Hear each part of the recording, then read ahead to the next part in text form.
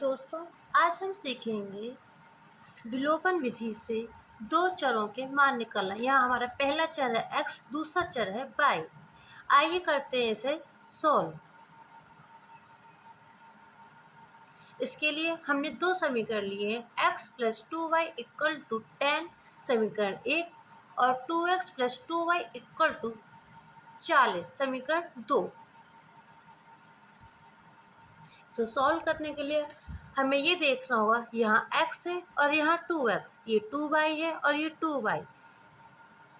इसमें हमें सॉल्व करने के लिए चरों को देखना होता है। यहाँ पर 2y और 2y हमारे सेम है, इसीलिए हम समीकरण 1 से समीकरण 2 को घटा देंगे। घटाने के लिए हमें किसी भी एक समीकरण को नेगेटिव में लिखना होगा। हम यहाँ समीकरण 1 को नेगेटिव में लिखते हैं। तो समीकरण 1 में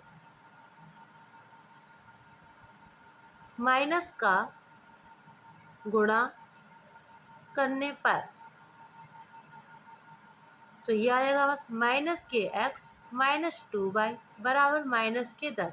इसे हम समीकरण 3 लिखेंगे और समीकरण 2 को उतार लेंगे। 2x प्लस 2y बराबर 40।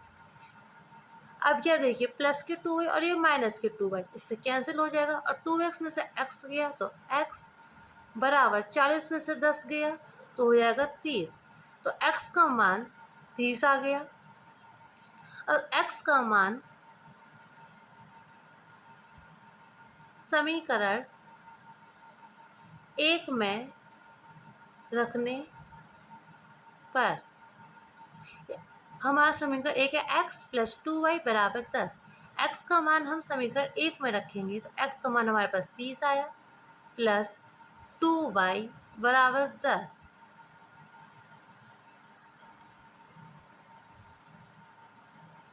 अब यहाँ 2y बराबर 30 को हम पक्षांतर करेंगे तो ये माइनस में चला आएगा, माइनस 30। तो 2y बराबर 30 में से 10 गया तो 20 माइनस के, और y बराबर 2 का भाग 20 में देंगे तो माइनस के 10। तो y की वैल्यू आ गई माइनस के 10।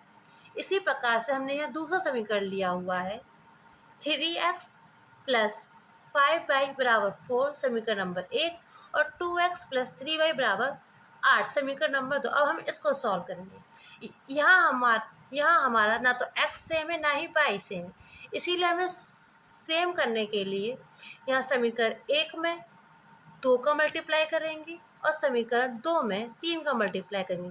अगर 2 का मल्टीप्लाई 3 में हो तो 6x हो जाएगा और 3 का मल्टीप्लाई 2 में करेंगे तो 6x हो जाएगा। इस प्रकार से हमारे एक चर x की वैल्यू बराबर हो जाएगी। इसे हम सॉल्व कर लेंगे। अतः समीकरण 1 में 2 का व समीकरण 2 में 3 का गुणा करने पर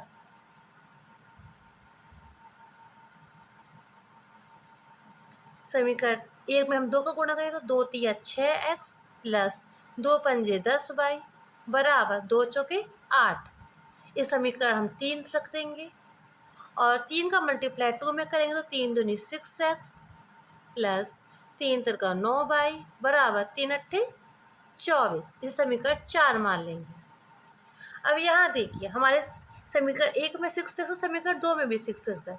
अब हम समीकरण 1 से समीकरण 2 को घटा देंगे। माइनस माइनस माइनस, घटाने पर चिन्ह सबके बदल जाते हैं। तो 6x कैंसिल, 10 में से 9 गया तो y बचा और 24 माइनस के 24 और ये प्लस के 8 है तो 24 में से 8 गया, हमारे पास बचेंगे माइनस के 16। तो y बराबर 16 और y का मान समीकरण या तो हम 1 में रखेंगे या 2 में रखेंगे। हम रखते हैं 1 में। समीकरण 1 में रखने पर तो यहाँ 3x का 3x उतारेंगे प्लस 5y है तो 5 लिखेंगे। y का मान माइनस के 16 तो माइनस के 16 बराबर 4। तो 3x माइनस के, क्योंकि माइनस प्लस का गुणा हो तो हमेशा माइनस आता, 16 पंजे 80 बराबर 4। 3x बराबर 80 पक्षांतर करेंगे तो 80 प्लस 4, तो 3x बराबर 84। 3 से 84 में भाग देंगे तो आएगा x बराबर 3 दूनी 6, 3 8 24। इस प्रकार से हमारे x और y दोनों की ही वैल्यू निकल आई।